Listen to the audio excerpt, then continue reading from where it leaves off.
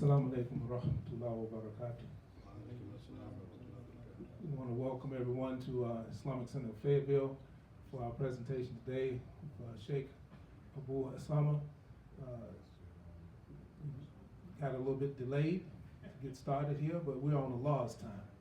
We're not on our time. So we always work better if we understand that we're always on Allah's time, and that if it doesn't go according to our plans, start time is was Allah's start time, and we just have to be patient. So I thank everyone for your patience and us getting started today. And you know, when people are traveling and moving around and trying to get from one place to another, there's always delays. And so, alhamdulillah, the Sheikh has arrived safely and is now here with us. And we thank Allah for his presence and for all of those of you who have come out today. And so we're not going to want to delay you any further, but what I will do is ask our brother Shamsuddin to come up and introduce our Sheikh for us, for his presentation today. Jazakallah khair. Assalamu alaikum wa rahmatullahi wa barakatuh.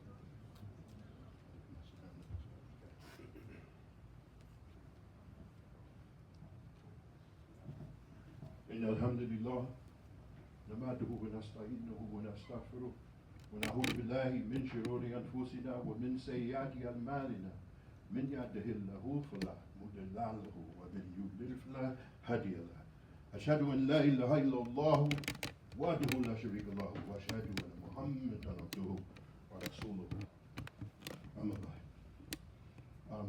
Very briefly, you know this brother Sheikh Usamah, known for a lot of years. Brother was raised in America, and he went overseas, and he spent about 30 years overseas.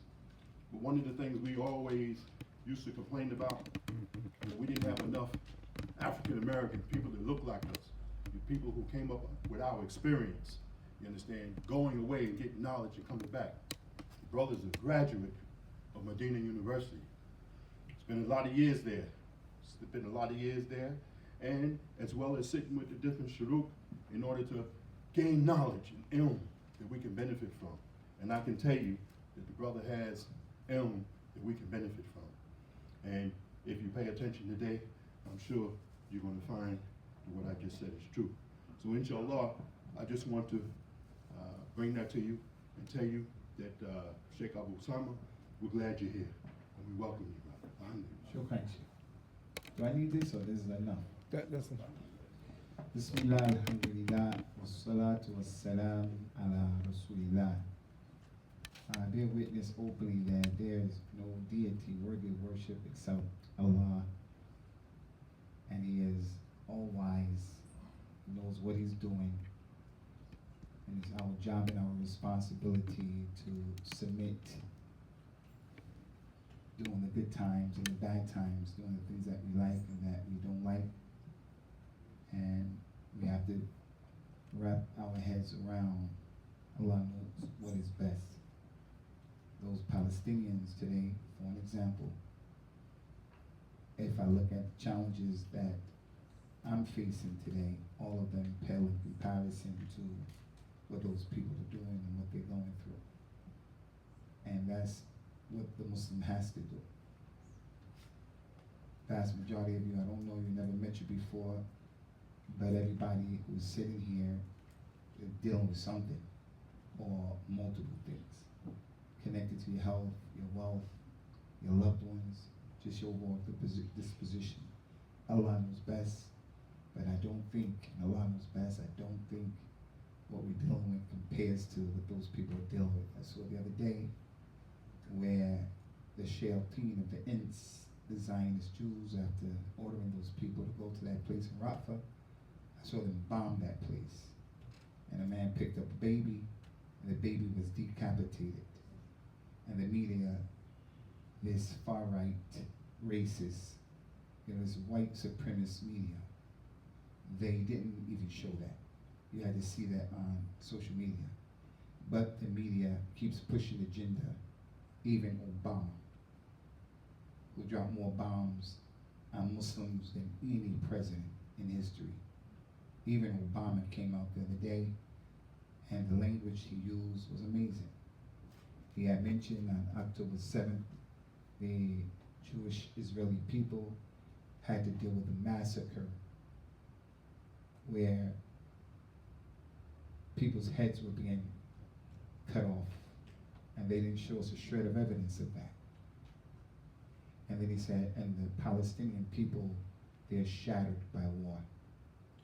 So this imagery of, decapitated heads for the Zionists, that language is thrown out there. And then when it comes to what the Palestinians doing, is they're shattered by war. Point is, as a Muslim, I've been witness, there's no deity worthy of worship. And that deity, Allah is Al-Hakim, knows what he's doing. What I have to do is look at situations and be appreciative of what I do have. As the Prophet said, sallallahu alaihi wasallam, look at those people who are below you, meaning they're dealing with more than what you're dealing with. And don't look and focus at the people who are above you.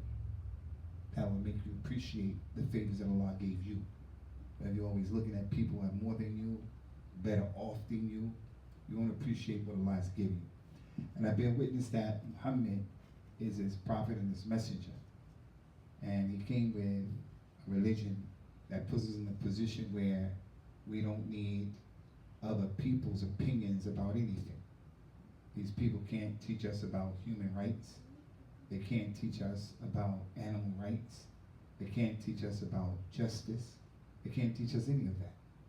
Whatever they say in the way of truth as it relates to those issues, because they do say the truth sometimes. A broken clock is right 2 times every day. No one's always wrong. The Prophet says, sallallahu alaihi wasallam, if Allah did not want to be disobeyed, he would have never created Iblis. The meaning of that is, not Allah wants people to go and make zina, drink beer and alcohol, and robbing people and don't pray. He doesn't want that. He commands that we do the right thing. But Shaitan is put there, and there's wisdom. Because of the presence of the Shaitan, when he whispers to people, this one doesn't listen, and he'll go to Jannah. And that Jannah is 7 levels. And because those people in Jannah, some listen more than others. Some sacrifice more than others. Some fought against their nafs more than others. So they're on varying degrees in Jannah. And because of that Shaitan, when he whispered, some people listened to him and followed him, like these devils, and what they're doing. So as a result of that, those people will be in the hellfire. But will they all be equal? No. There are levels in the hellfire as well because of people's behavior. After that, I only went out to answer a call of a young man who was trying to marry my daughter. When I went out there, I saw the poster that today's talk is about Ismael and Ibrahim. I didn't know that before this moment. But it's all good. Peace in the Middle East, baby. We're still going to deal with that issue because it's an important issue. It's an issue that as mothers and fathers, we have to school these kids to the story of Ibrahim and Ismael. Ismael, Ibrahim, tremendous benefits in their story. Tremendous. And you can't mention Ismael without mentioning Ibrahim. You can't mention Ibrahim without mentioning Ismael.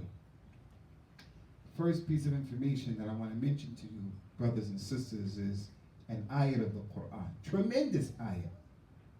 Allah told Rasulullah and us by default, sallallahu alaihi wasallam, isbir kama sabara ulil azmi min ar-rusul. Be patient, Muhammad, the way the other 4 major prophets were patient. So there are hundreds of thousands of prophets. And there were never a group of people except Allah sent them prophets and messages.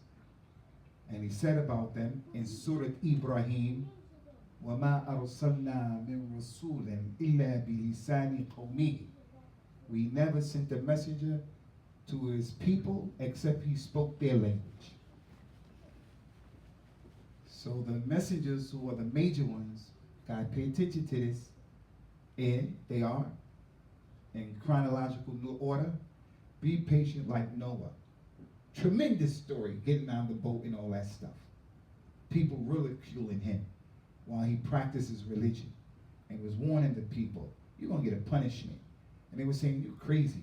You're a nutcase. You're a fool. You and these people were with you. You're a problem. But that didn't cause him to apologize about who he was in his religion and his message.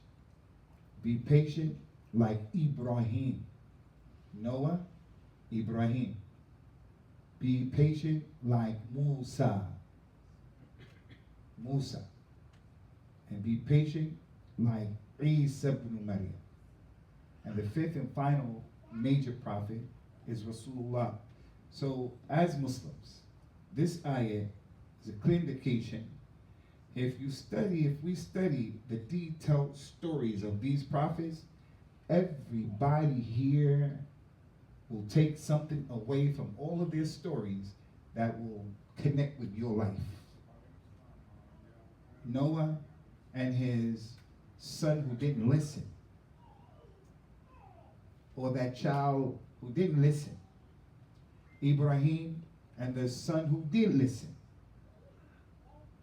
Musa was mentioned in the Quran more than any other prophet. Musa. And he was sent to the Yahud. So anybody who wants to know the reality of the Yahud, just read the Quran. Just read the Quran. And don't go for the okie doke when these people are telling you, vote Democrat or Republic.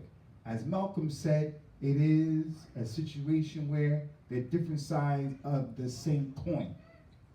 One is a wolf, and the other one is a lion. Both of them are devils. The way we're going to get success is practicing our religion and building our own institutions like Ibrahim. وَإِذْ يَرْفَعُ إِبْرَاهِيمُ الْقَوَاعِدَ مِنَ الْبَيْتِ وَإِسْمَاعِيلُ رَبَّنَا تَقَبَّلْ مِنَّا إِنَّكَ أَنْتَ السَّمِيعُ الْعَلِيمُ. And remember when Ibrahim built the foundation of the Kaaba, him and his son. And then after finishing that job, they made dua. Allah accepted from us. Because you don't know if Allah has accepted from you anything that you've done. We just prayed this prayer. Did Allah accept it? You don't know. You don't know. You gave sadaqah. Did Allah? You don't know. This same prayer is accepted from some and not accepted from others. Allah knows and you don't know. So Ibrahim built institutions. And I say, be patient, like the Quran said, like those prophet and messengers. Don't buy into this joke about this political system. Don't misunderstand. Don't understand.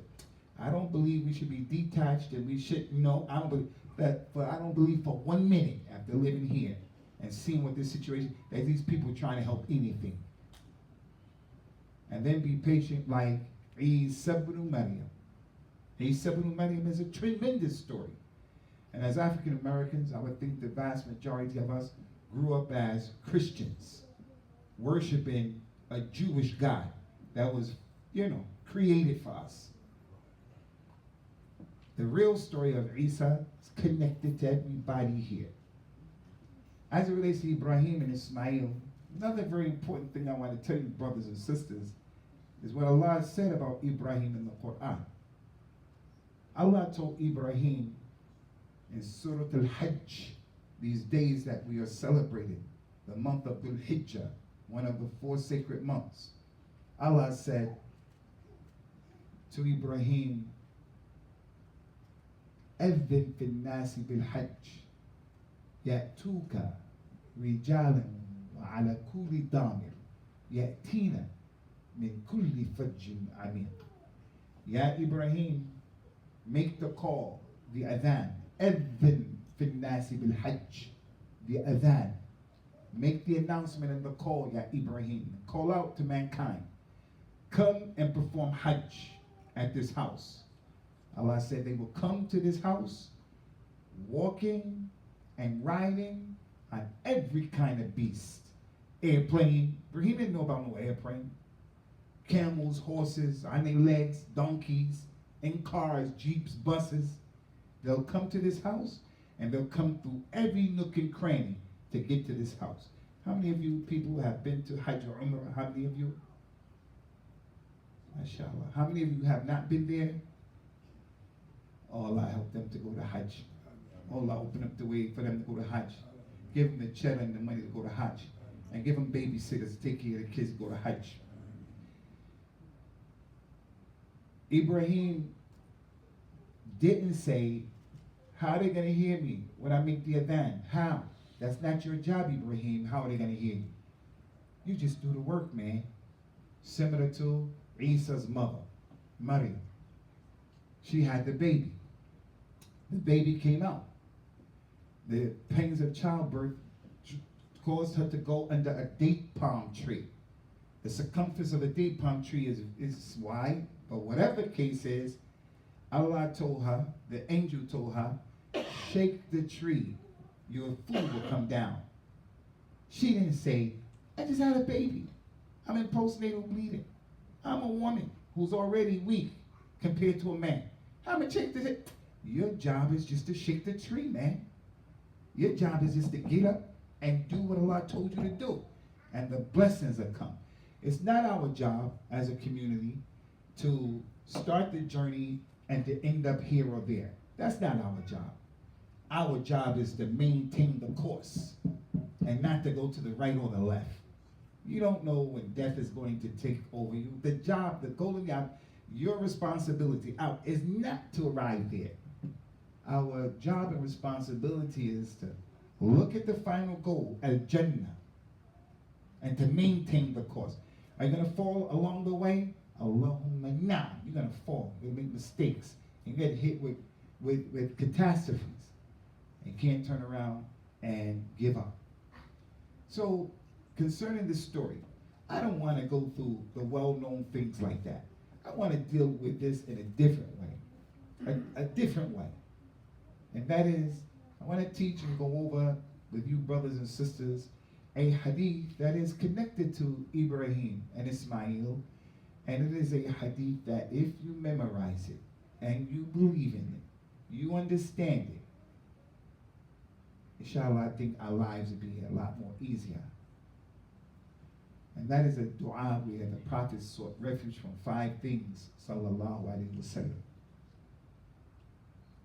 At the end of this, I'm going to come and I'm going to ask you, who are the 5 major messages? All of them are important, over 100,000, but 5 of them are the most important. In chronological order, Noah, Ibrahim, Musa, Isa, and Muhammad. I'm going to ask you about these 5 things. And they're easy to memorize.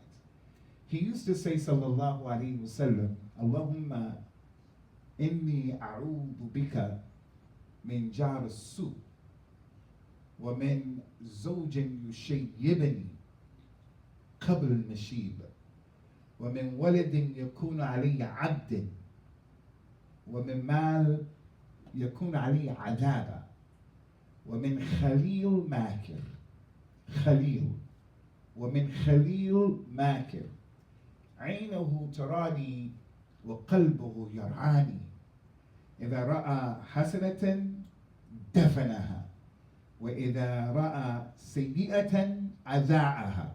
Tremendous hadith, man. He said, oh Allah, I seek refuge in you from these 5 things. I seek refuge in you from a neighbor who is evil. In my work, my home, I don't want to live in a ghetto. I don't want my kids growing up with the influences of the ghetto. I don't want to do it. I have to make sacrifices. To go to the suburbs to be around people against me and my religion? No. I got to put myself in a situation where I'm going to secure the environment of my kids and my community. I seek refuge in you from a bad neighbor, evil neighbor. And I seek refuge in you from a wife that causes me to become gray before my time. Don't worry, I'm coming back to that. Because sometimes a sister will hear hadith like that and right away she's ready to fight because she doesn't understand.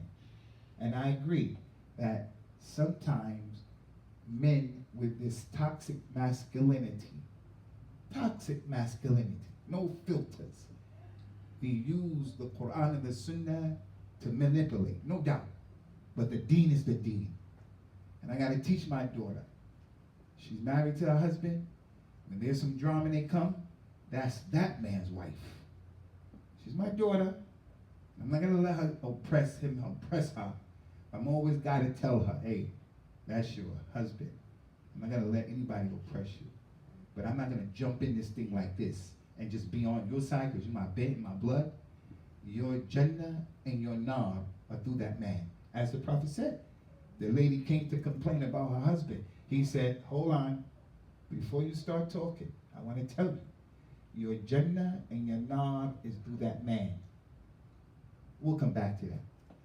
I seek refuge in you from a child who has been made, I'm a slave to that child. I'm an abd to my child. I seek refuge in you from money that oppresses me, it punishes me, gives me adab. The money that I make gives me punishment. And number 5, I seek refuge in you from a Khalil. How many of you heard of the name Khalil?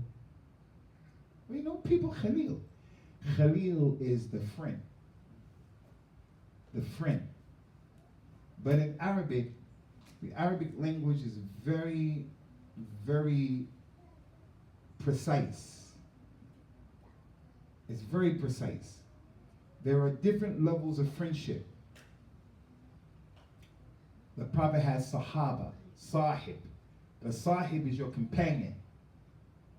The Sadiq is like your friend, your regular friend.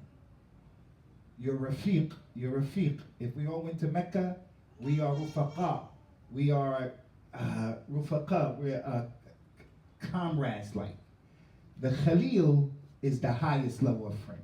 That's why Allah said about Ibrahim, وَاتَّخَذَ اللَّهُ إِبْرَاهِيمَ خَلِيلًا. Allah took Ibrahim as a friend. He's the Khalil of Allah.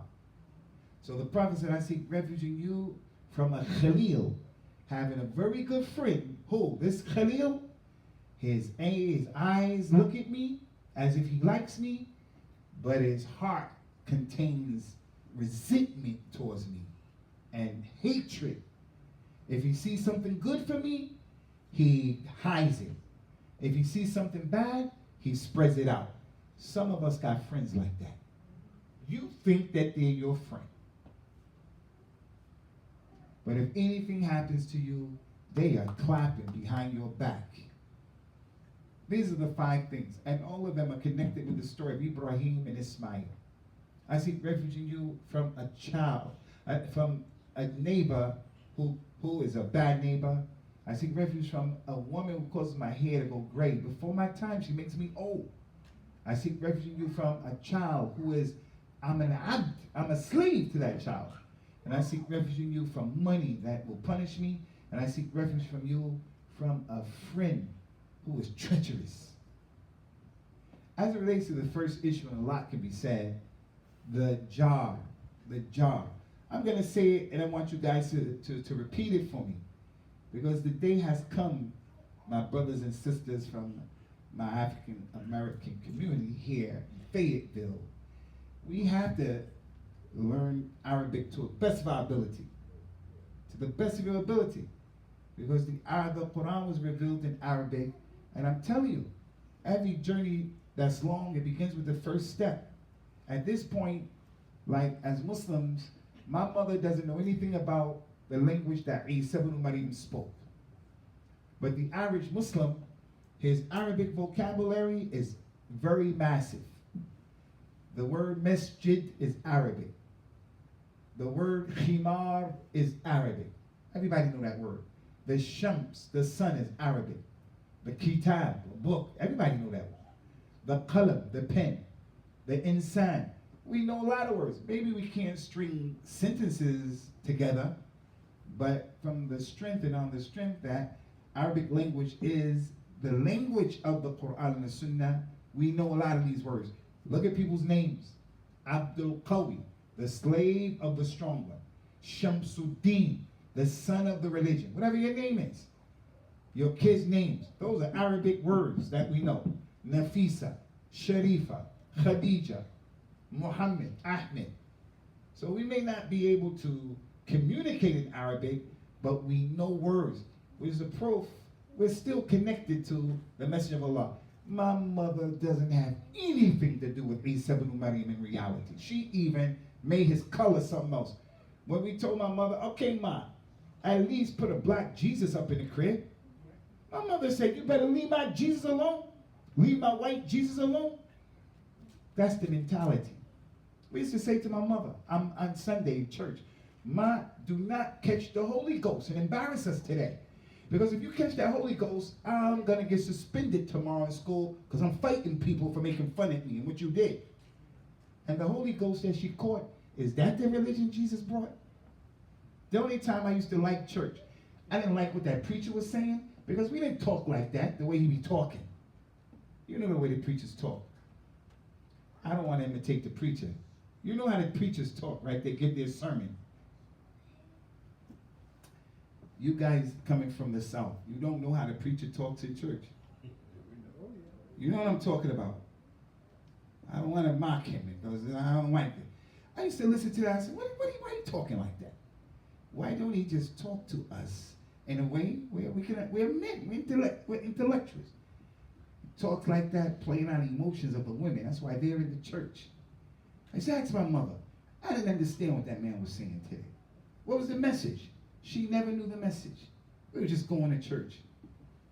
Whereas the Muslim, he's connected to his religion in more ways than one. So brothers, my sisters, gotta learn Arabic to the best of your ability. It's how you're going to read the Quran correctly. He said, I seek refuge in you from a neighbor.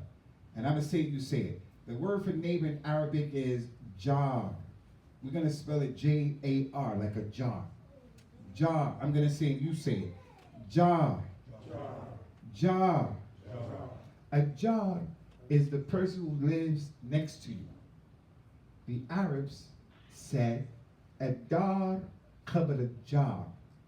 When you're going to move somewhere, look for the neighbor and pay attention to the neighbor before you buy that house. Before you choose where you're going to live, how much is the house, how many rooms in that house, what's the taxes on the house, what's going on with the house, what's the school like in this area. All that's important. They said, living in the desert, you better consider your neighbor before you consider that house. Because your neighbor can make your life live in hell. All you have to do, my brother, is go to YouTube and put in YouTube fighting neighbors, warring neighbors. Neighbors in Philadelphia this past winter, they were arguing, kept arguing. Who parks there? Where you put your garbage can? This, that. The one neighbor shoveled the snow and put it on the others do. That guy came home, argued with them, went in his house, came out with a shotgun and shot them people down. Right here. And in North Carolina, not too far ago. Those three Egyptian youngsters. The boy, his wife, and his sister. And that guy blasted them over a parking space. And the man had an ongoing terror thing with them. And I remember when I was young, when you're young, you have that mentality, I wish a joker would. I wish you would. Because you're ready to give him and bring that energy to his door. But now as you get older, you say, I wish a joker wouldn't. I wish you wouldn't, but if you do, I'm going to lay you out. You can be with a neighbor who will make your life hell. And it's going to escalate. You don't want that problem, but you're dealing with a racist. You're dealing with someone who's crazy. You're dealing with someone who gets high on a weekend and they're just partying and the noise and the drama. Their children belong to the Bloods and the Crips. So the Nabi used to seek refuge in Allah from the neighbor. What's the connection of this neighbor to Ismael and Ibrahim? The connection is, Ibrahim is known in Islam as the one who took the Kaaba as his house. His son Ismael lived in Mecca. Allah told Ibrahim take your son and his mother, who was a slave girl and not his wife, her name is Hajar, take your son and his mother and put him in this blessed land. And he dropped him in Mecca. When Ibrahim started walking away, Hajar said, why are you leaving us here? He didn't turn around. Why are you leaving us here? Why?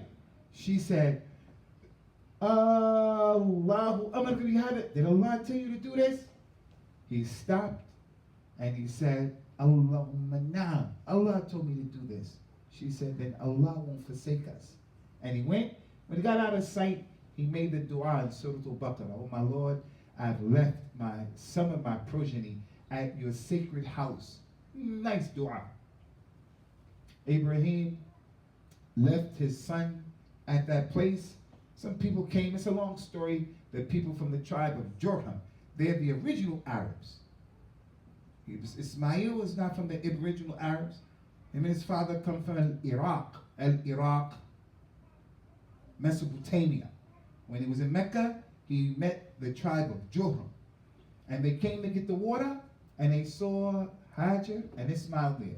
And they made an agreement. They said to her, can we live here? They could have took that lady into slavery, man. There was nobody there to help her. She had the water there that she found.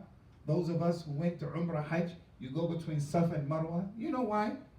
She put the boy here by the Kaaba. And then she went to look for water. When she went on the mountain of Safa, she could see around. When she came down, she couldn't see her boy. So she started running. The sacrifices of every mother for the child. Sacrifice of every mother for the child. She got over there, came back. Those people came and found them with that water. They could have taken the water. She said, yes, you can stay here under the condition that the water belongs to us. And he grew up with those people, grew up speaking Arabic. As a result of being there, he got benefit from his environment. He became a Nabi and a Rasul, the son of Ibrahim. And go come back to that.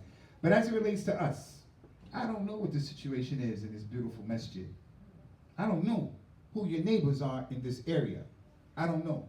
But where I was living at in the UK, we in the area, when things would happen and those people didn't like what was happening, they would come and put pig's blood on the door. They would put a pig's head at the masjid. I used to tell the people in England, because the brothers would say, we got to close down the masjid. Gotta close. I said, you know what, in America, in our masjids, we're not closing down a masjid like that. We're going to meet people at the door who come with that drama, but we don't want that kind of stuff. So I don't know what your situation is, but I make dua. Allahumma inna na'udhu bika min jarasu. Oh Allah, we seek refuge in you from bad neighbors. Second thing, I seek refuge in you from a wife that makes me gray before my time. I think that hadith is clear, self-explanatory. It's being married to a woman who is a problem. She doesn't listen. She's disrespectful. She's overbearing. She's ignorant. The statement, with friends like you, who needs enemies, is applicable to her. But it's something you guys have to understand, and this is vital. This is important.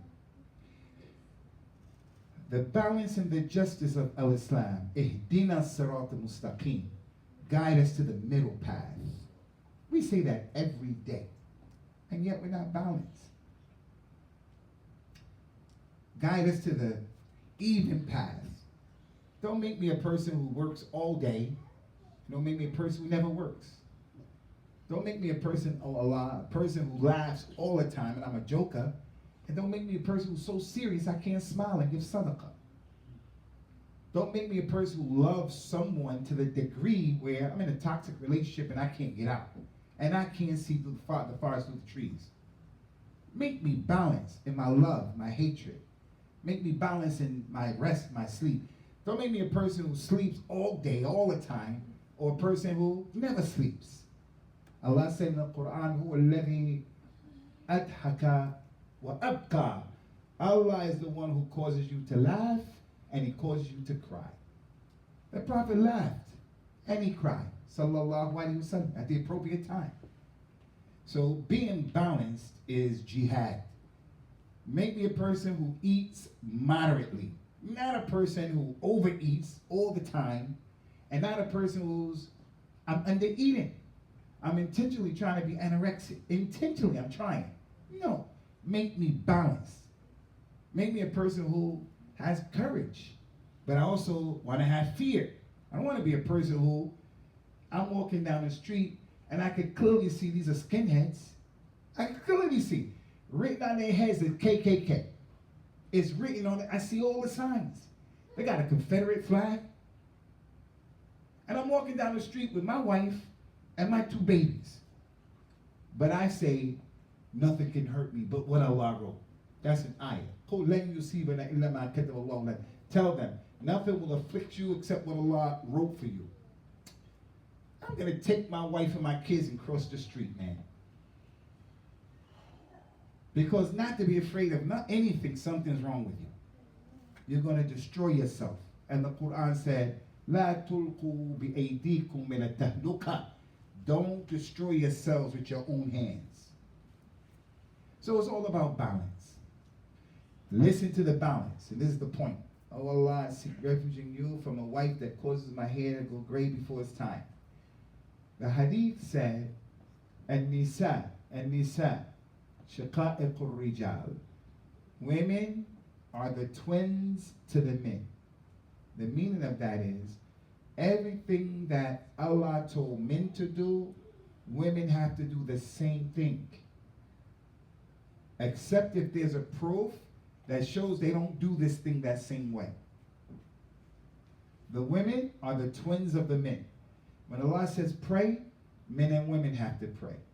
Although when you look at the Arabic, it is telling in the masculine way. It's saying, Ya ayyuhalladhina amanu. That's saying, oh you men who believe. But women are in there by default. When Allah said fast Ramadan, men and women fast Ramadan. Make Hajj, men and women make Hajj. So, women don't pray at that particular time of the month because the text that say you can't pray this time. Women have to wear hijab. When women go to Hajj, they don't go to Hajj unless they have a mahram. A man doesn't need a mahram. We are equal in everything, except with the text. You have a boy who's born and a girl who's born. The boy, you do the aqiqah, you slaughter for him 2 rams. The girl, only 1. The little baby who is suckling, not eating food. The little baby who is suckling, and maybe eating bread, but the one who is suckling, not eating food. If that little baby, the boy, if he urinates on your clothes, because you're carrying him or something, you know urinates on the bed, all you have to do is do this with the water. That's all you have to do.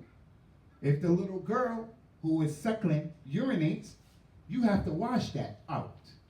And there's wisdom for all of that. For all of that. I began this talk by saying, and I bear witness that Allah is the only deity who deserves to be worshipped. Alone. Part of that means Allah knows and I don't know. And I can't be bringing my preconceived notions from Europeans because I grew up here and I still having problems with the religion. Like this thing, Allah, I seek refuge in you from a woman who makes my hair gray. What's the meaning? Why did I tell you all of that? Because this is also, brothers, applicable, the dua, to the woman who says, oh Allah, I seek refuge in you from a husband as well, who makes my hair gray. You brothers got that point? You sisters got that point? I don't want a sister hearing a hadith like that, or any hadith, and she comes and says, why is putting women down? If you knew your religion and this point that the Prophet ﷺ was speaking to the men usually who were there, but the women by default, this also is applicable to them. That she seeks refuge in Allah Azza wa Jal from a woman, from a man who is a problem. He steps out in the relationship, he doesn't work, he's physically, mentally abusive, he neglect his children. So both spouses seek refuge in Allah from the other spouse who's a problem. What's the connection between Ibrahim and Ismael? I tell you the connection. Have you brothers heard of the authentic hadith in Sahih Bukhari and Muslim where Ibrahim after little man, Ibrahim after Ibrahim dropped his son off and the son's mother, Ibrahim left him for a long time. When the boy grew up, Ibrahim revisited his son. When he came to his son's house, he knocked on the door. His wife opened up the door. He said, I'm here. She doesn't know it's Ibrahim. I'm here to see your husband, the owner of the house. She said, he's out right now, doing his thing, working, hunting. He's out. This is a perfect stranger to her. He said to her, tell me, how is your life? She said, oh, we ain't got no food. It's hot up in this joint. I ain't got no clothes. My shoes got holes in them. So-and-so got this, got that. We can't even keep up with them. He worked hard. He does this and that. And she just started complaining, not even knowing who you talking to. Ismael came home. Said, what happened? Anything happened today? He said, yeah. There was a man who came. He looked like this, looked like that. Stranger was looking for you. What did he say? He said that I should tell you to change the threshold of your house. You know what he said? He said, that was my father, and you got to bounce. Now, that's not my regular father, my any father. I tell my daughter, my son, divorce your wife, and I don't pray. I'm a person, when the Quran and the Sunnah comes to me, I push it back and reject it with my intellect.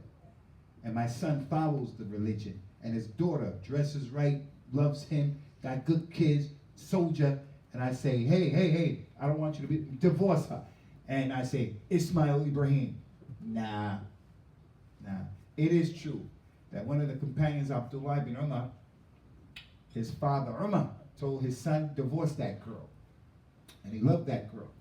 He went to the Prophet and said, Ya Rasulullah, my father is telling me to divorce my wife and I love him. Rasulullah said, listen to your father. Who's his father?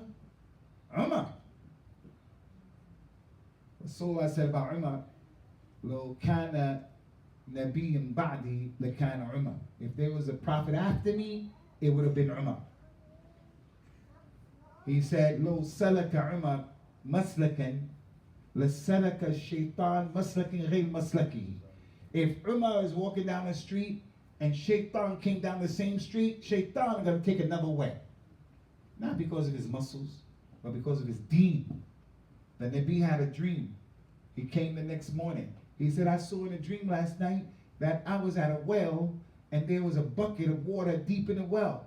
Abu Bakr, you came to pick the bucket up, but you couldn't. It was difficult. And then Umar came and he just pulled it right up. They said, Ya Rasulullah, what's the interpretation of that? He said, Umar is strong. And that's why I used to make dua. Oh Allah, help this religion with one of the two Umars. Umar al-Khattab or his uncle, Abu Lahab. And Umar was guided to the religion. So back to the point. I seek refuge in you from a woman that causes my hair to go gray. I could talk about this issue a lot, but we gotta move on. I will say this to you though, for the brothers, the Prophet mentioned sallallahu alaihi wasallam, ad-dunya mata' wa khayru mata'iha al-mar'atu salihah. He said this dunya is nothing but provisions, things that you own.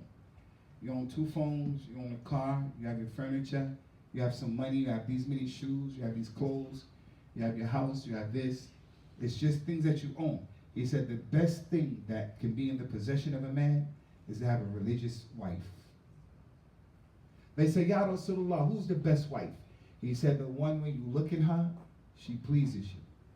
The one who, when you tell her whatever, she listens to what you have to say. And the lady Like I told you, the mother and the woman gets a tremendous position in Jannah because she has to deal with a lot. And that's why the Prophet said, Inni ataharraj min da'ifain. Oh Allah, I worry about two people from my society who are weak and oppressed. The woman and the orphan. Because she's married to a dude who's not taking care of her. And he's going to demand, you practice the religion, give me all of my haqq.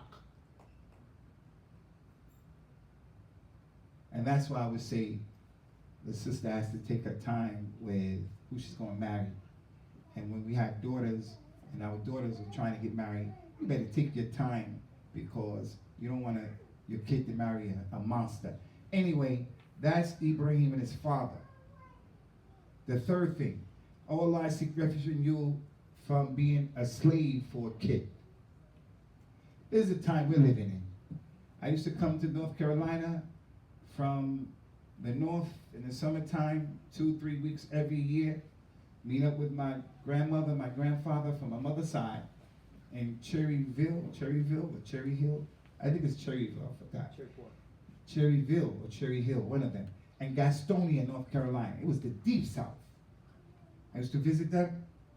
And when I used to visit them, I used to see how my father used to address the people, yes ma'am, yes sir, yes ma'am, yes sir, because he learned that etiquette from when he was young. He called his mother until she died, yes ma'am, yes sir. My father was tough, but that was the edit. That was how he was raised, how my mother was raised. You used to have to listen to what your elders said. They used to say some crazy things that are not Islamically correct, like the kufr and shirk that they gave us, but you have to respect them. They used to say, you're to be seen and not heard. Hey, that's extreme. I got something to say.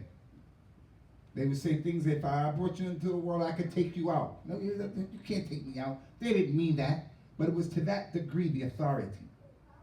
Now today, these Generation X, Generation Z kids, they're beating up teachers in school.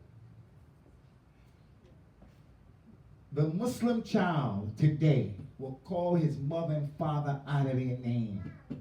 All of the curse words in the book. This is what we're dealing with right now. The hadith said, "Ma min amin illa walladhi ba'du sharru minhu hatta talqa rabbukum." There is no year that comes, except that the year that comes after it is worse than the one that's before it. I was born 1964. 64 was a more difficult year to be born in than 1957, 1950.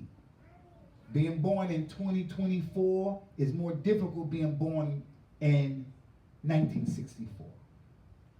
The challenges that these kids have to deal with, more complicated than ours. More complicated. What these kids are eating, how they're thinking, what's out there to destroy their minds is worse. The Dajjal will come out right now, and the vast majority of people are going to follow him when he says, I'm your Lord, because he's going to be able to mesmerize them with stuff. And the way the system is. So it was in the past, at least white people, the mother would say when the child is upset, hey, Johnny, get in timeout. Go get in the corner, Johnny. Go get in the corner. Get in timeout, Johnny. Today, Johnny said, Ma, no, you go get in timeout. You get in timeout, or I'll punch you in your face. Just like that. And I seek refuge in Allah for any of you who have to deal with a child like that. A child who doesn't respect you. And I don't know, but I'm quite sure there's somebody in here who has a child. His father divorced the mother and they didn't stay together. So I can understand the child is salty. The dad was MIA. He was missing in action. He's missing in action. And I'm going to tell you this as well. Maybe the reason why your child's doing that to you is because you did it to somebody. Maybe. But listen. There was a man who used to live with his son. And the father was staying with his son's crib, And the father never would go out to work. The son would go out to work every day in the desert with his animals, come back home tired, dirty, sweaty. He would bring his money, count his money, put the new money together and hide it. The father found the money. The father found the money, took some of his money, peeled it off. The son came, saw some of his money was missing. He realized, my father's taking my money. The man didn't grab the father by the collar. The man didn't punch the father in the face, put him in the arm bar, do the MMA moves on him and knock him off. He didn't do that. He went to the Nabi and said, Ya Rasulullah, my father's taking my money. I'm going out here working hard. I'm doing this, I'm doing that.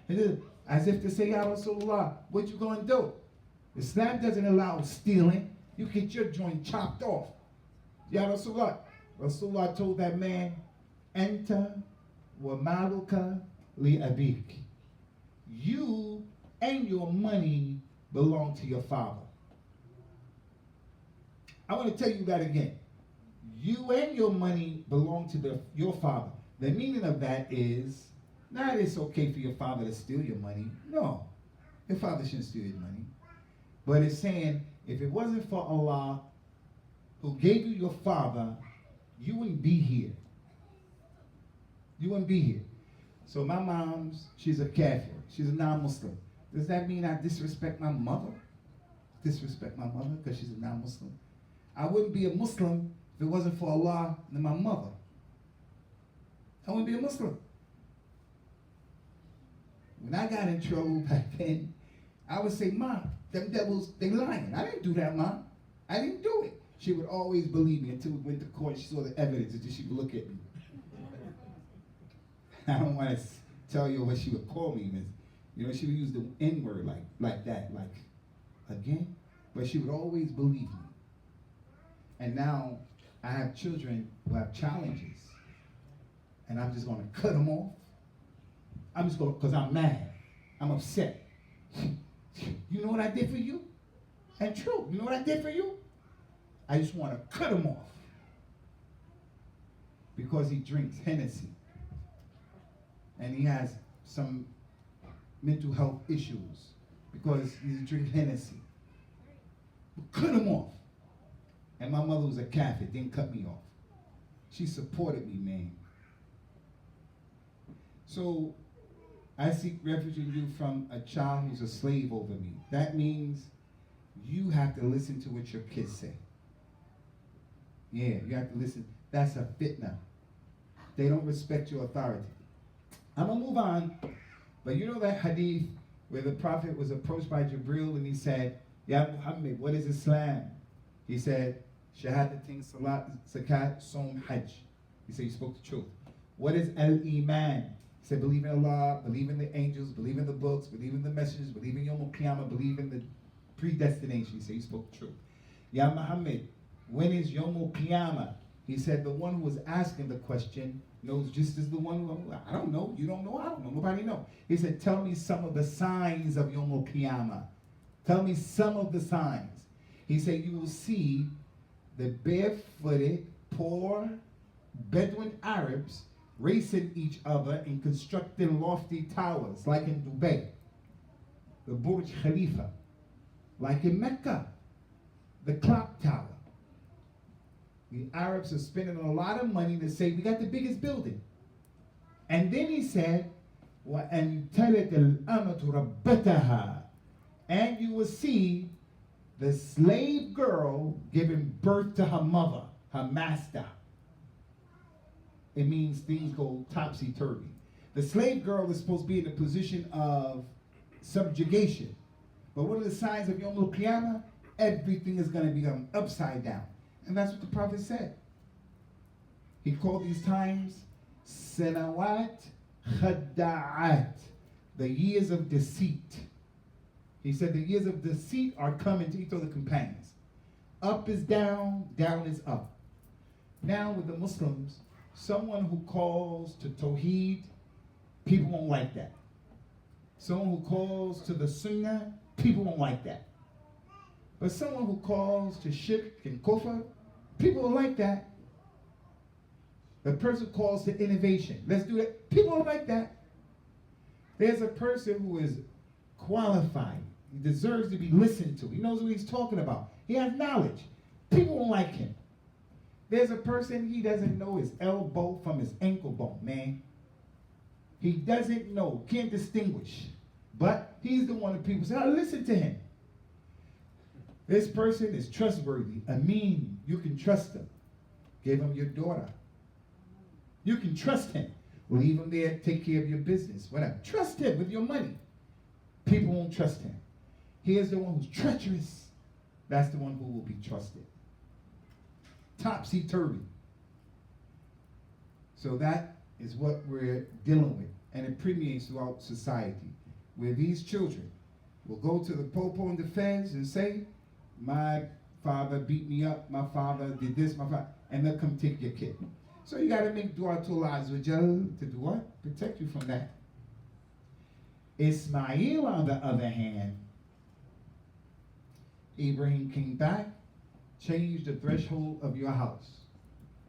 Allah said in the Quran, فَلَمَّا بَلَغَ سَعْيَهُ فَلَمَّا بَلَغَ مَعْهُ سَعْيَهُ قَالَ يَا بُنَيَّ إِنِّي أَرَى فِي الْمَنَامِ أَنِّي أَذْبَحُكَ فَانظُرْ مَاذَا تَرَى قَالَ يَا أَبَتِ افعل ما تؤمر ستجدني إن شاء الله من الصابرين. And remember when Ismael grew up and he became mature, and Ibrahim said to him, "Oh my son, I've seen in a dream that I was slaughtering you. I've been commanded to slaughter you. What's your opinion?" The son said, "Oh my father, do what you have been ordered to do, because you will find me from those who are patient." You will find me of those who are patient. That was the obedience, that was the respect of Ismael. A lot can be said about that ayah, but I gotta move on. But this ayah has a lot to do, brothers and sisters, is important, man. Ibrahim saw in a dream. Yusuf saw in a dream. Prophet Muhammad said, Revelation is 64 branches. All of them have been lifted up, except one branch of Revelation remains in the earth, and it's a good dream. Every night, some of us dream. Our religion told us, like I was telling you earlier, these people can't tell us anything about anything. Maybe they can give us information about technology, but how to be decent, have people of morality, how to deal with animals, how to deal with the elderly, how to deal with women, how to deal with the handicapped, special needs people. We as Muslims don't need these. What I mean by that is we shouldn't allow ourselves to always look at somebody else as having the answers for us. Our religion has all the answers. Our religion told us how to eat, how to sleep, how to dress, how to go into the toilet, how to come out of the toilet, how to marry, how to divorce, everything you can think of. All of those issues connected to your daily life. It's just the job of the Muslim, man or woman, to learn. To learn. What does a man say when he gets married to a girl? What do we say to the new couple? There's a special dua. When the man takes his wife home, what does he do? He grabs his wife by her forehead and he makes a dua. Oh Allah, I seek refuge in the good that you put in her. I ask you an increase for the good that you put in her. And I seek refuge in you from the evil that you put in her. When he consummates the marriage, whether he is newly married or at any time, he makes a dua. Allahumma, protect us from a shaitan. And if she conceives, protect that baby from a shaitan. Rasulullah said, if you make that dua, shaitan won't touch that baby. We don't know the dua. And if you know the dua, in the heat of the moment, you don't think about the dua. So the baby came out, and now the baby, you're a slave to the baby. The child. Part of it is, you didn't make that dua.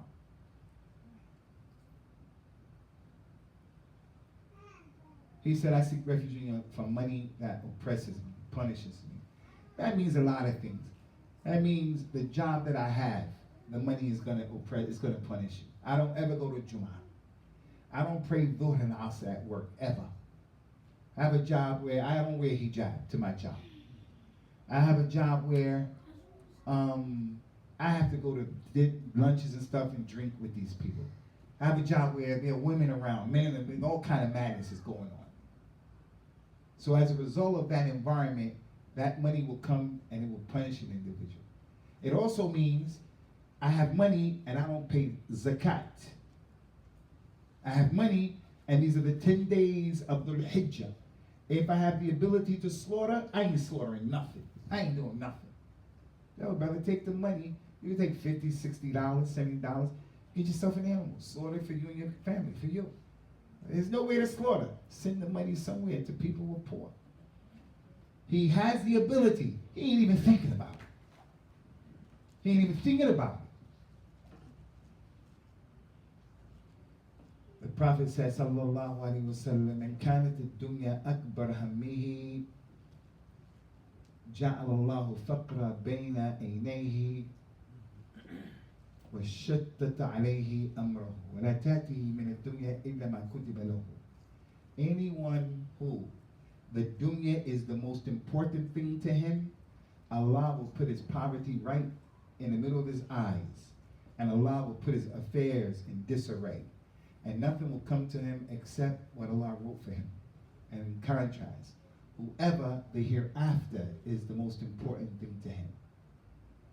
Can I invest in that? Can I do that? Is this permissible? And based upon the religion, he says yes or no, because he's worried about the hereafter. Whoever is like that, Allah will put his riches right before his eyes, and he will bring his affairs together, and he will send the dunya to him. He said, "Inna amamakum aqaba." Verily, in front of you people is a very steep mountain. You know, there's the mountain like this, the incline and the decline is like that. Then there's the mountain that is steep. It's called aqaba. He said, in front of all of you is an aqaba, Yawm al-Qiyamah.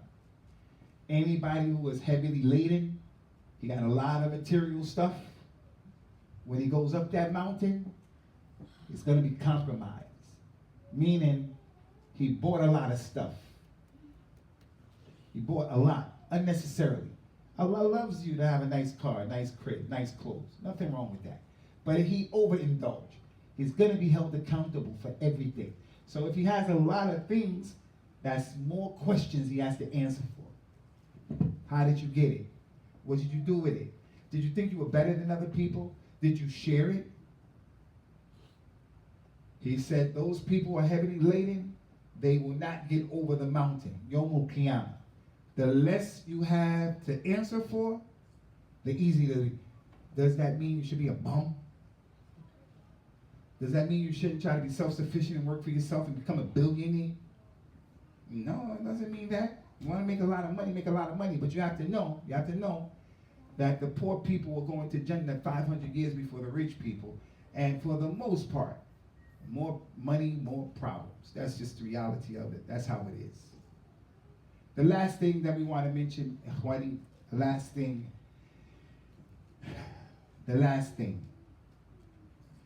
But before that, you know the prophets and the messengers could have been rich. They could have been rich. But most of them were poor. Most of them were poor. And they used to have a dua that was answered. Rasulullah died, sallallahu alaihi wasallam, and his weapons were left as collateral to who? With a Jew. Before he died, he brought his weapons, his shield, and said to the Jew, "Give me some barley and oats and stuff, and I'll come back and pay you. You have my weapons as collateral." He died, and his weapons. That's important because he said, "Ju'ila rizqi tahta dhil rumi." He said, sallallahu, my sustenance, my money, has been made under the shade of my spear. Meaning, I'm going out spreading this religion. And when I spread this religion, people who stand against Islam, I'm subduing you and I'm taking your stuff. Not I'm doing highway robbery. I'm going to go to the bank and not that stuff. But you're an enemy of Islam. So you get called to Islam. If you oppose, Rasulullah will go fight you. And the war booty, he would get 1/5 of the war booty. That's because he didn't work. showing the warrior nature of the Nabi. Muslims can't stop what's going on in Gaza. We got over 1 billion people on the face of the earth. His weapons were left as collateral. He could have been rich. One time he was making salah. The people saw him doing like this in the prayer. And they saw him back up. After the prayer, they said, Ya Rasulullah, why you was doing that? He said, in my prayer, there was a jinn who came to me. And he tried to burn me and hurt me while I was praying. And I grabbed him by his neck and squeezed his neck. And his tongue came out. And I felt the coldness of his neck. If it wasn't for the dua of Sulaiman, I'd have tied him to the pillar of the masjid. What was the dua of Sulaiman? Oh my Lord, give me a kingdom that nobody will have after me. Sulaiman had dominion over the jinn. He had dominion over the animals. He had dominion over the wind. So when he saw the queen of Sheba, the queen of Seba, when he saw and he had to go to her, he said, I'm going to come to you with a host you'll never be able to meet. He said, who can bring me her kingdom? Who can bring me her kingdom? And Ifrit, powerful jinn. The type of jinn that is tied up in Ramadan. That's the jinn that's tied up. But the other jinn, they're there. That's why people do all kinds of stuff in Ramadan, even Muslims. Drink Hummer, magazine, all that. But the Ifrit said, I'll bring you her kingdom before you get up from your spot. And she had a big kingdom. He said, who else? One who was given power said, I'll bring you her kingdom before you blink your eye. That was an angel. Do you know that some Muslims don't believe in this stuff? Do you know that? I came into Islam with some brothers who were in the nation, and I just speak straight up with you, not to put anybody down, but just to be straight up like 6 o'clock, man, because this ain't no joke. I never was in a nation. So I didn't have that thing. I didn't have that experience, and I didn't have that nostalgic thing. Al-Imam Muhammad Muhammad, rahimahullah, I caught the tail end of that. But I was with a group of brothers who were in the nation, and they was in that, and they used to ask me, hey, young man, and I would tell them my opinion. I wasn't trying to be disrespectful. I was a bit abrasive. I didn't have any filters. I was just telling them straight up how I felt. They used to get mad at me. They didn't have the understanding to read the room. Hey man, I'm young. I'm a whippersnapper, man. I need you old heads to help guide me. I'm a young warrior. Don't look at me like that. And I have to look at you, brothers, with respect. Even though that's disconnect in our community. The old brothers despise the youngsters despise, and it's mainly in our community. I've been giving dawah for I don't know how many years. This young Johnny-come-lately boy who doesn't know his ankle bone from his elbow will say, you're deviant. Everything you hear here today is deviation. But he'll respect a Pakistani or an Arab who's my age, but he can't respect me. Because that's us. Anyway, when I became a Muslim with those brothers, when I was in the penal, then I got out, I would tell when these issues would come up, they were saying the jinn is this, the jinn is that, and this is allegorical. I was like, what? Come on, man. It's not. Allah can do whatever he wants to do. I'm telling you here today, a believer, a real believer, is the person who believes in the unseen. And part of the unseen, are there angels in here? They used to tell me angels were good thoughts and the jinn were bad thoughts. I was saying, how can that be? How? And you start asking, I'm saying, brother, it's easy for us. When the shoe fits the woman, your husband is your door to Jannah. Oh, yeah, that's right, Judah. But when it's against us, that's why that ayat of the Quran, Ya ayyuhalladhina amanu, udkhulu fi silmi kafatan, wa la tattabi'u khutuwat ash-shaytan. Oh, you who believe, enter into al-Islam wholeheartedly. Take all of the religion. Another ayah said, وَمِنَ النَّاسِ مَنْ يَعْبُدُ اللَّهَ عَلَى حَرْفٍ. There are those people who worship Allah on the edge. The meaning of that, on the edge, they cherry pick. What they like from Islam, they take. What they don't like, they don't take it. So whenever we fall short of the mark, we should just say, that's my bad. But don't be coming with interpretation, rejecting the religion. The last point. I seek refuge in you from a Khalil. His eyes look at me as if he likes me, but his heart despises me. If he sees any good of me, he buries it and conceals it. He doesn't recognize it. If he sees any evil, he broadcasts that. My brothers and my sisters, you better look at who you are taking as your friend. The prophet said the person will be on the religion of his friend. If you surround yourself with gang members, alcohol drinkers, weed smokers, people who don't pray, birds of a feather flock together. They're going to have an impact upon you. You surround yourself with feminist thinking women, it's going to have an effect on you. Birds of a feather. The ayat of the Quran said, Yawmul Qiyamah, al-akhilla yawma idhin ba'dum li ba'd aduun illa al-muttaqin. Yawmul Qiyamah, the friends are going to be enemies to one another, except the people who have taqwa. This is my man right here, and I love him for Allah's sake. I'm going to advise him when I see him doing wrong, and he's going to advise me. I'm not going to allow him to do that without saying something to him. I'm not going to sugarcoat it. I'm going to tell you in a nice way. And he has to tell me in a nice way. Because we're friends.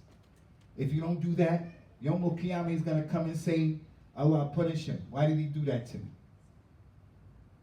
Another ayah said that the person would say, Ya waylata laytani lam attakhidh fulana khalila. He would say, oh, woe unto me. I wish I would have never taken him as a friend. But at that time, hey, it's too late. You have to look, contemplate, and consider. This person is my friend. I'm going to share my innermost secrets with them because they've proven. How do you know he's a friend? They say, a fair weather friend. He's there when the going is easy. But when you have to move, he's not there. When you need some money, some help, he's not there. We need some support. He's not there. He's there when the fair weather friend. When it rains and snows, they're not on the scene. They're not on the scene. You had a baby. You're having a baby. You go on vacation. You're in the hospital. You would need somebody to cook for your family. They're not there. They're not there. I'm going to end with this, inshallah. Listen, I'm going to end with this. During the leadership in the Khilaf of Umar, a man said, Ya Amir al-Mu'mineen, Umar, you see that man over there? You see that man over there? You should employ him in your cabinet. Make him a minister. He's a good man. He's a good man. Umar said, do you know him? Umar said, do you know him? You really know him? He said, yeah. He said, let me ask you, did you travel with him? He said, no. Did you deal with him with money? He said, no. Did you ever eat with him to see how he eats? Is he cultured? There are 5 sausages. He eats the extra one quickly, or does he give it to you, the extra one? How does he eat? Is he stingy, selfish? You ever eat? No. Did you ever sleep with him? Sleep here doesn't mean LGBT. It doesn't mean that. Sleep here means because of your closeness to him when you went to Hajj and Umrah. You're in the same room, for an example. When you went to Hajj and Umrah, you're in the same room with people you don't know. Nobody here knows how loud I snore or not. And I don't know how loud you snore. Your wife knows how loud you snore, and you know how loud she snores. Because there's an intimacy that you get exposed to. Nobody here knows if I have OCD. Nobody here knows that, if I got OCD. And I don't know if you have OCD. I don't know if you're on the spectrum. I don't know you. You don't know me. I might say, you do those 4 things with him? Travel with him? Do business? Let him loan him some money? And you're still running after this cat for your money? The man said, no, I didn't do any of those things. He said, listen, that man who you're describing as a good person, Maybe all you did was you saw him in the masjid bending up making salat. That's all you know. You don't know that man. Y'all better remember that, man. Y'all better remember that, because the religion is an opiate. It's an opiate. It'll put you to sleep if you're not careful. You'll just listen to people and suspend your own intelligence. Marry you sister. She's a new Muslim, brand spanking new. She's been in Islam for 2 weeks. That's all they say. Sister, you gotta get married. Half your deen. I said, now I ain't ready to get married. No, you gotta get married. You got a nice brother for you. She's 5'10", 5'11". The brother's 4 feet 9 inches. She would have never looked at him in Jahiliyyah. Not because she thinks she's better. He just don't float her boat. He's 4 feet 5 inches and she's 5'11". He's challenged. You gotta be politically correct shit. Can't say a midget. Can't say a dwarf. You get in trouble these days. Yeah, he's challenged. She would not have considered him in Jahiliyyah. She wants a tall, muscular, dark-skinned, brown-skinned brother, look like this. That is what she likes that. But the sisters say, no, sister, you gotta love him for Allah. You have to love him for Allah. But the hadith said, the good mate is the one when you look at them, they please you. You don't know people, and that's why I say, don't be in a rush to get married. You take your time. Don't take a long time, but you gotta wait until the winds of adversity blow, and then that's when you know people. So this is what we wanted to mention to you brothers and you sisters here in Fayetteville.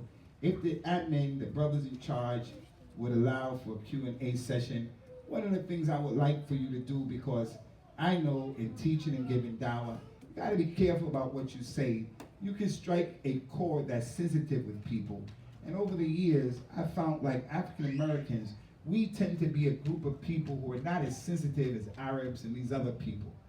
I gave a khutbah the other day, Friday, in that big masjid, and if I said certain things to these people, they would be offended, thinking I'm talking bad about their fathers and forefathers, and I'm just making a point.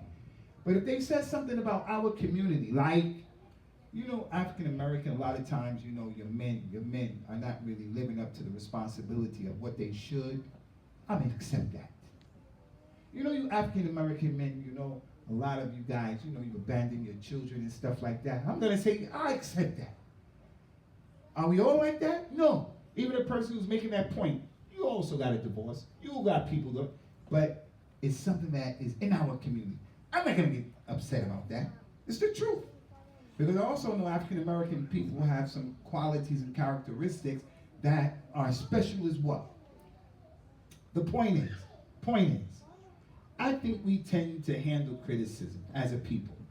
But I said something here today about the people with the American Muslim Mission. I didn't mean to say that. It just came to my mind because I'm realizing I'm talking about the jinn and this and that. And I remember when I was with the community, and I'm still with that community, I remember that they used to say a lot of things. I used to say, what, man? What? All right, is this what you believe? Then let's discuss it. And don't be arrogant and say, because you think that way, it's supposed to be like that. Because I guarantee you, if someone were to talk to you with respect about these issues that you misunderstanding, you would see that you either have to come off of that stuff or just remain being ignorant, arrogant.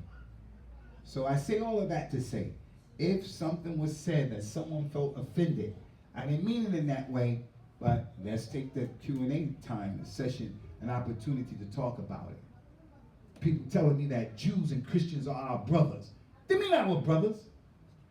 Because of the ayah of the Quran. إِنَّ الَّذِينَ آمَنُوا وَالَّذِينَ هَادُوا وَالنَّصَارَى وَالصَّابِئِينَ مَنْ آمَنَ بِاللَّهِ وَالْيَوْمِ الْآخِرِ وَعَمِلَ الصَّالِحَ لَهُمْ وَعَمِلُوا الصَّالِحَ لَا خَوْفٌ عَلَيْهِمْ وَلَا هُمْ يَحْزَنُونَ. Verily those who believe, and those who are Jews, and those who are Christians, and those who are Sabians, those people who believe and do righteous works, they won't be afraid and they'll get their reward. Based on that, people are telling me that Jews and Christians are Muslims, our brothers. I can see why you're saying that. But there are other parts of the Quran that you have to understand that ayat with. You can't understand. That ayat is talking about those people from the past who believed in Jesus and Moses. Those people. Not talking about Netanyahu. I'm talking about Obama. Because there are other ayat. There's a verse that says, Waylun lil musallin. Woe unto those who pray. Is that telling us don't pray? Surah Taha, that tells about Musa. Allah said, Taha, ma anzalna alayka al-Qur'an. Taha, we have not revealed to you the Qur'an. And he stops there. And he didn't read the next part. Li tashqa. We didn't reveal to you the Qur'an to make things difficult for you. But he's just going to stop right there and say, the Qur'an didn't come down to Muhammad. And that's what I meant by cherry picking, man. Cherry picking.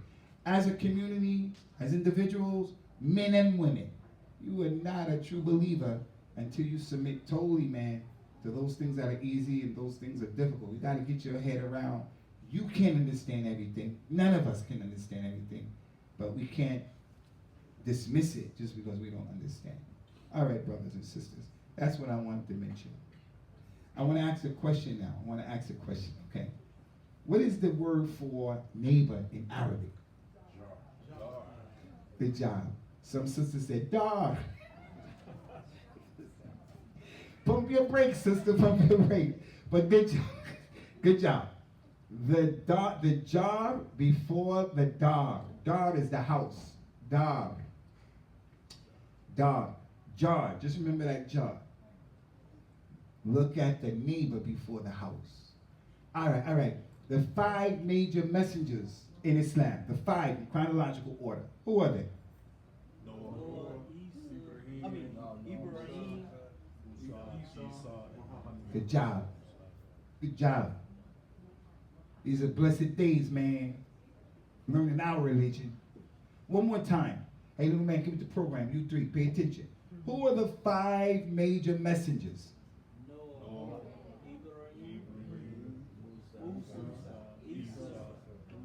And you'll notice in all of their stories, each and every one of them had to make hijrah and leave their people for the religion. They had made sacrifices because they couldn't remain with Democrats and Republics and inside of the system.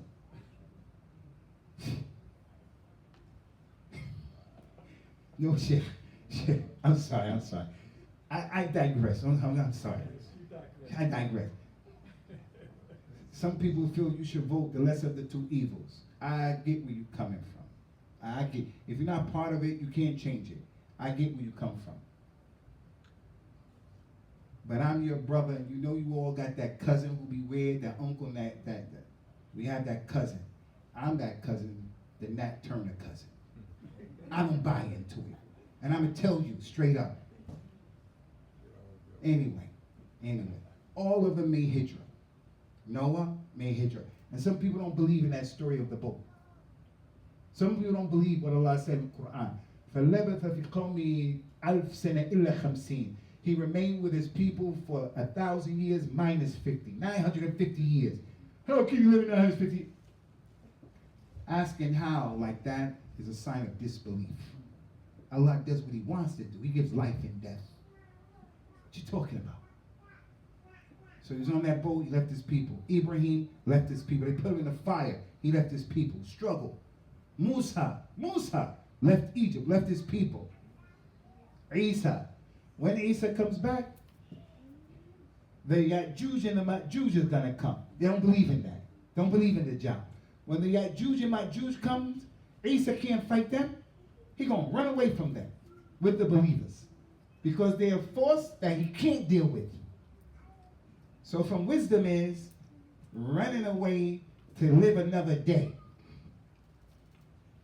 And their stories are very similar. All right, the 5 things that we mentioned in this hadith that the Prophet sought refuge in. I'm going to point you out. You just give me one. Hopefully it'll be in chronological order. All right? The first one, Sheikh, the first one. Bad neighbor. Good job, homie. What's your name? Abdul Salam. My main man. Salam. Jumpstart this joint. My brother right there with the sleeping baby right there. Just because you got a baby, we're going to have mercy upon the baby. What is the second one, boss? Second one, I remember after you slave your child. Your child becomes a slave. What's your name? Abdul Khaliq. Abdul Salam, Abdul Khaliq, Abdul Qawi. We got a lot of Abds up in here. And we're all Abdullah. Abdul Salam, Abdul Qawi, Abdul Khaliq. What's your name next to Abdul Khaliq? Umar. Are you two related? But you friends though, right? Y'all came here together. Y'all been to Yemen? Why y'all rocking them joints? Long live Palestine, or that's just your flex today? That's it. All right, man. You looking nice, man. My man, Umar. What's the third one?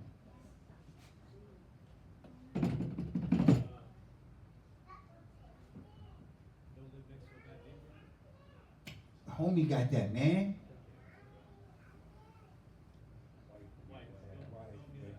I seek refuge in the wife who's a bad wife.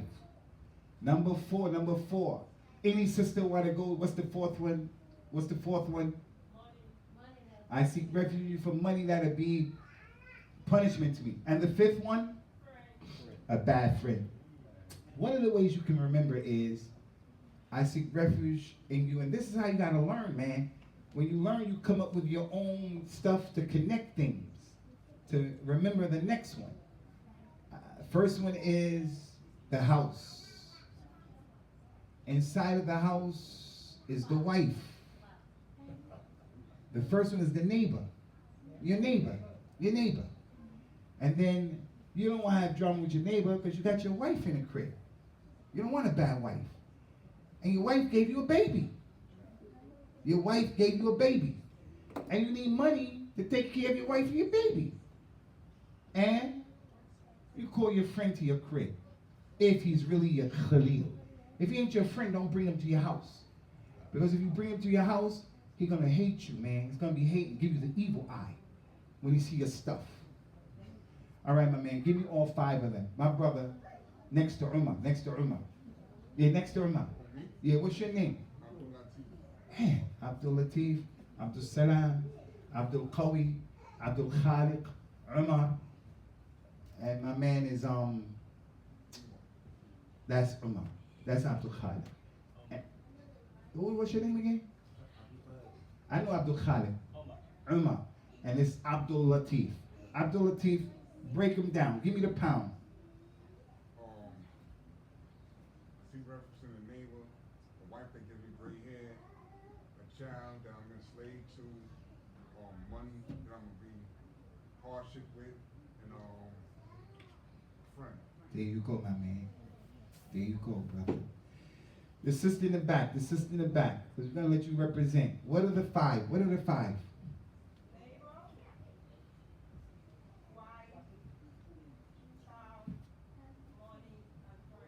Good job. This is what we wanted to present to you, brothers and sisters, today. If we took a long time, I'm sorry. I didn't mean it. Time be flying like that. So, for the responsible people here, I don't know. Do we get our grub on now? I'm starving like Marvin. I have two questions, Sheikh. All right, Sheikh. MashaAllah. Abdul Jalil. One of the questions, the anonymous questions to the sisters clipped from the rear. Can sadaqah be done for multiple brothers and sisters in Islam, relatives, parents, at the same time? For example, feeding the people, cleaning the masjid, giving water. Can intentions for the sadaqah be done on behalf of the people we know? Can we mention the name by name when making this intention? So our brother Abu Jalil. Yeah, Abdul Jalil. Abdul Jalil. Yeah, Abdul Jalil. Abdul Jalil asks a question. If a person wants to give sadaqah and multiple people, they want to get involved in that sadaqah, is that permissible? Or is it a situation where only one person gives the sadaqah? The answer to that is yes. I think everybody here has memorized Surah Al-Asr. والعصر إن الإنسان لفي خسر إلا الذين آمنوا وعملوا الصالحات وتواصوا بالحق وتواصوا بالصبر. Mankind is a state of loss, except those who believe in the righteous deeds, and they collectively encourage each other to have patience, encourage each other to do the truth. And that's from the truth, giving money, collectively. Allah also mentioned in the Quran, وَتَعَاوِنُوا عَلَى الْبِرِّ وَالتَّقْوَى وَلَا تَعَاوِنُوا عَلَى الْإِثْمِ وَالْعُدْوَانِ. Cooperate collectively on righteousness and a taqwa. And don't cooperate on sinning and oppression. He says, sallallahu alayhi wa sallam, الدال على الخير كفاعله. The one who encouraged people to do good will get the reward of what all of them did, even if he didn't do it, and it takes nothing away from them. So there was a man, the Prophet, there was some poor people who had came, they were Muslims, they were famished, their animals were hungry, skinny, they were tattered clothes. Rasulullah saw them. He said, Bilal, make the adhan. It wasn't even time for salah, but it was the way to summon the people to the masjid, the sunnah. They came to the masjid. Rasulullah said, your brothers are in need of help. A man stood up and walked and put some money in front of the Nabi. When the people saw that, he came and put. He went home, he came and got food, clothes, and then it was a mountain of stuff. The Prophet said, the one who started this will get the reward of what it became, and it won't decrease them one bit. So, for an example, if a family want to slaughter a camel, a cow collectively, they can do that. Make a masjid, send people to Hajj, it's okay, as long as it's. But for zakat, every person has to do that for himself. For zakat, you have to do that for yourself. Now, one more question. Can udhiyah be done also on behalf of the deceased? For example, sending money overseas to udhiyah be done on behalf of different brothers and sisters, relatives, parents. In the case, each sacrifice will be done for each individual. So if I am doing the 4 different people, whether alive or they may be deceased or passed away, when it comes to the Qalbani, will be done for each individual, each of them. You said there's the biha. Zabiyah. There's a big difference of opinions between the scholars in this issue. I take the opinion that slaughtering for people, doing Hajj and Umrah for people who are dead or even alive, should only be done when you're doing it for your mother, your father, your grandmother, your grandfather, your great-grandmother, great-grandfather. As for me doing Umrah for Rasulullah, me doing Hajj for Malcolm X, me doing Umrah for Muhammad Saeed, I'm of the opinion that shouldn't be done because the Prophet never did that. The companions never did that. But if we look at the Quran, few things.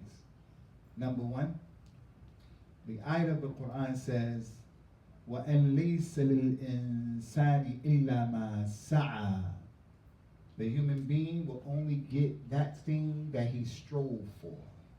Like a sa'i, Saf and Marwa, a sa'i, when you run back and forth. The human being will only be rewarded for his sa'i, for what he did, what he strove for. If he just sit and twiddle his thumb and he doesn't pray, and he say, you know, if I was praying, I would pray this long and read on, but he doesn't pray, he doesn't fast. He's not getting any reward. That's wishful thinking. He has to get up and do something. So what you go out to do and accomplish, that's what you will get rewarded for. Allah rebuked the Jews and the Christians for wishful thinking. لَيْسَ بِأَمَانِيِّكُمْ وَلَا بِأَمَانِي أَهْلِ الْكِتَابِ. The religion is not based upon your wishful thinking, Muhammad, or the wishful thinking of these people. You got to get up and walk the walk. Concerning this ayah, you will get what you go out to get, strive for. Prophet Muhammad said about this ayah, your children are from your efforts. They're from what you strove for. You went out, you met the mother, you married the mother, you did what was necessary, and bam, you got a child. So you're going to get the reward of everything that that child does. When they fast, when they do this, whether you're living or dead, they're going to get all that. So when the parents die, a person wants to slaughter, do whatever, he can do that for his parents. He can do that for his parents. But just to give it and do that for strangers, I'm of the opinion you shouldn't do that. Some of the scholars said, yeah, I think that's a weaker opinion. A lot of them do that. Any more questions, my brothers, my sisters?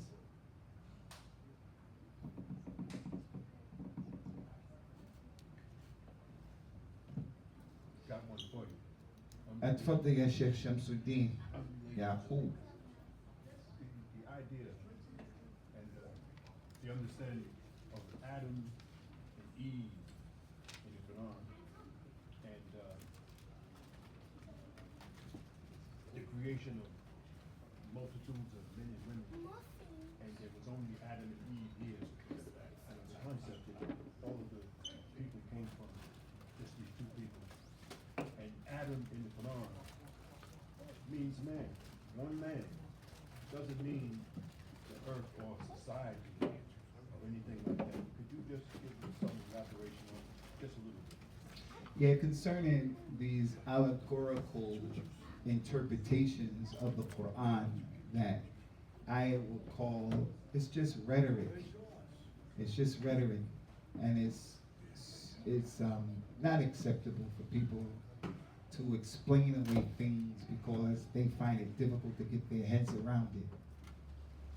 Listen, my brothers and my sisters, as I sit here before you, the only Islam that Allah is going to accept from us when we die is if our Islam is resembling the Islam of Abu Bakr, Umar, Uthman, and Ali, and the rest of his companions. If they didn't do it, we shouldn't do it. If they didn't believe in it, we shouldn't believe in that thing. So the explanation of the Quran has been given to us by the Prophet sallallahu alaihi wasallam.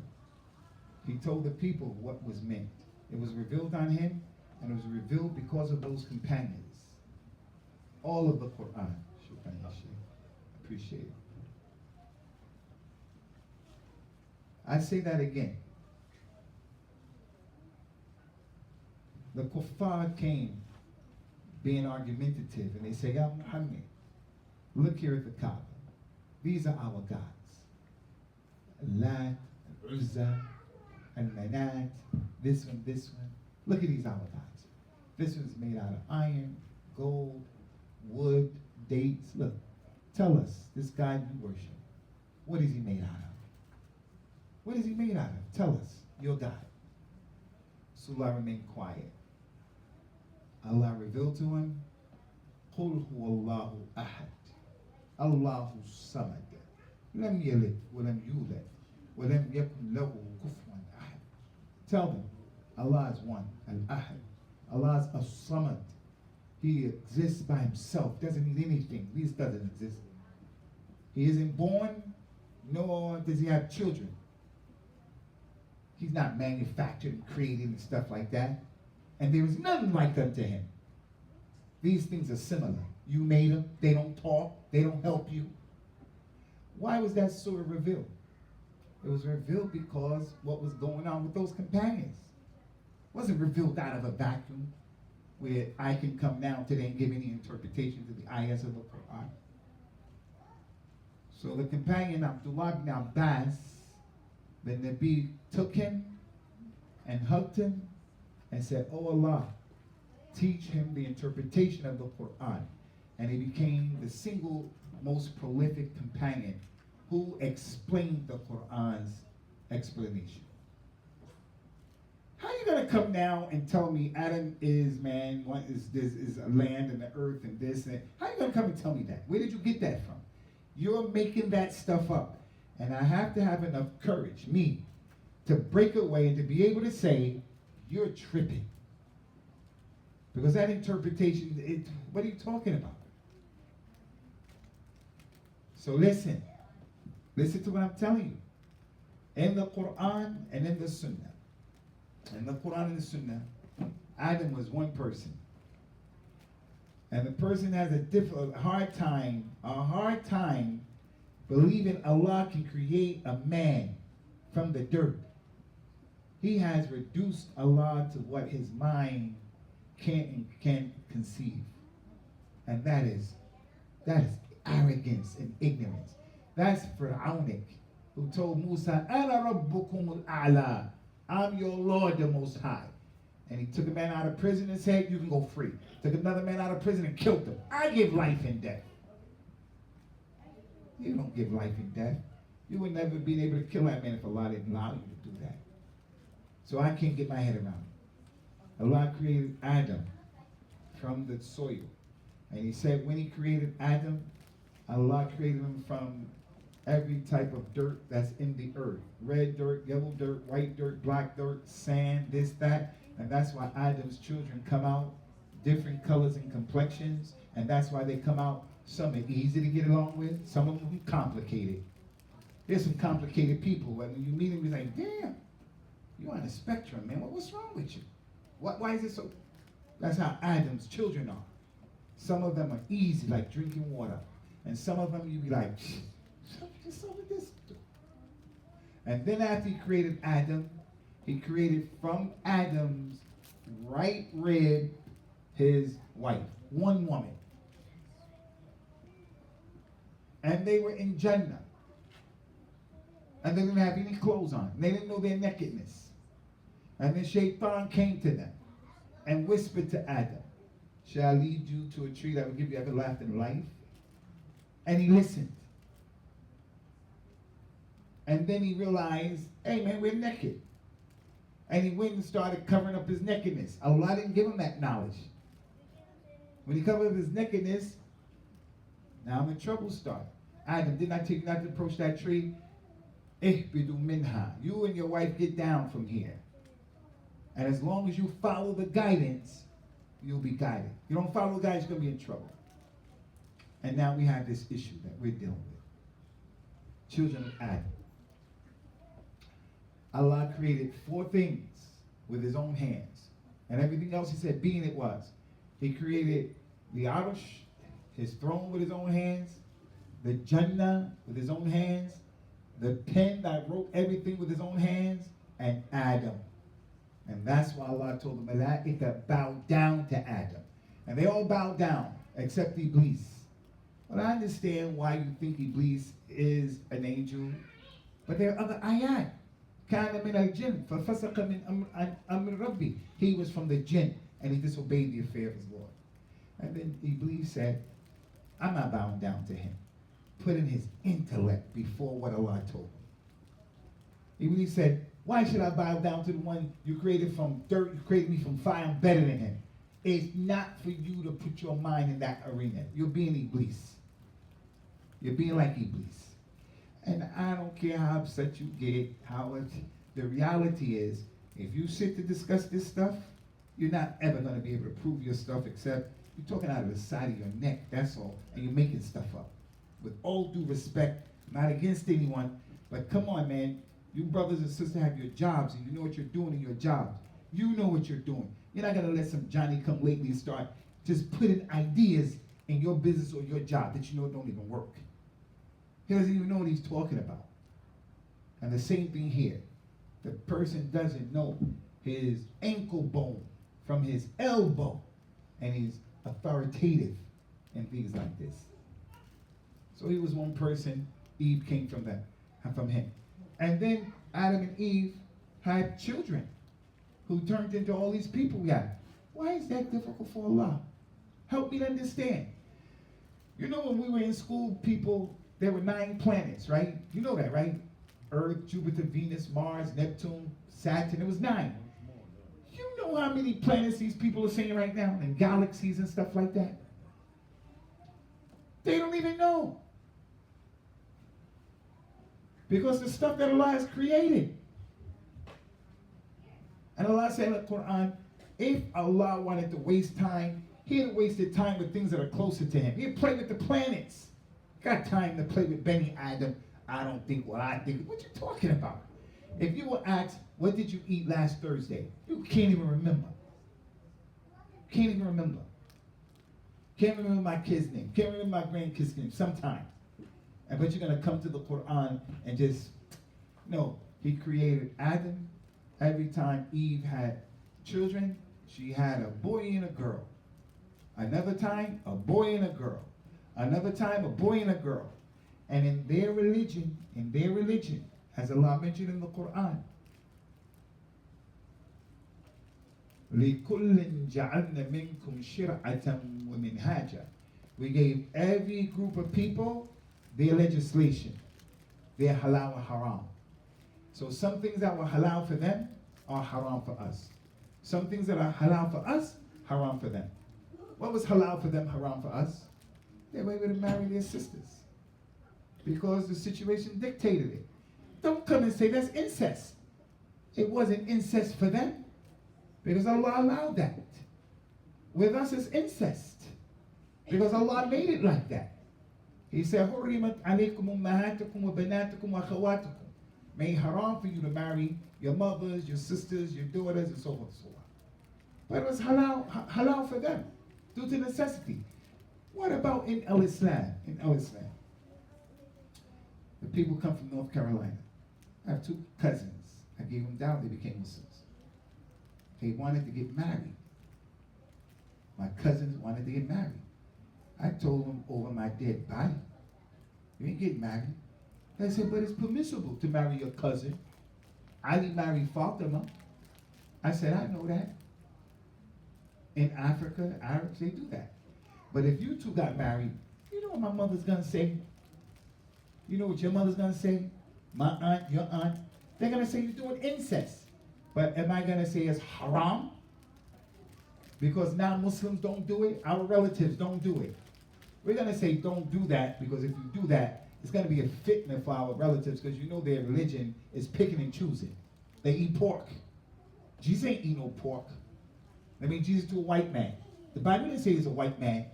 They pick and choose. And this is what this person is doing. Doing what the Jews and the Christians do. Pick and choose. Who's going to say that? Who's going to say that?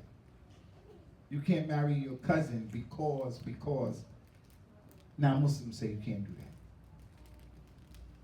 What's the difference between that and Adam's children?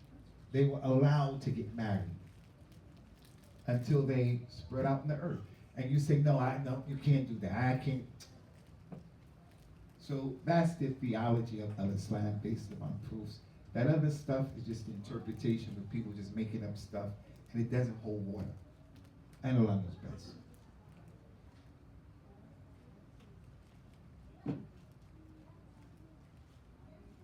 Who's calling the shots up in this spot?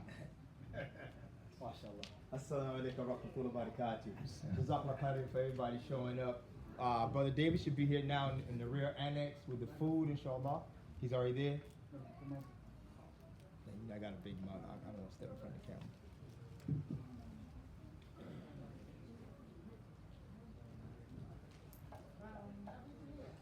Assalamu alaikum, sis.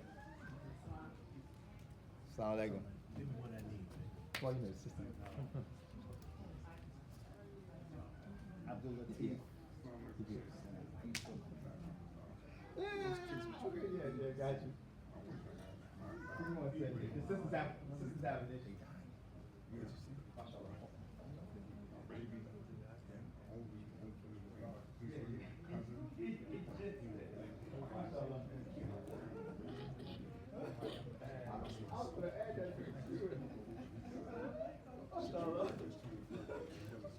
Assalamu alaikum to the country. MashaAllah. The event is over.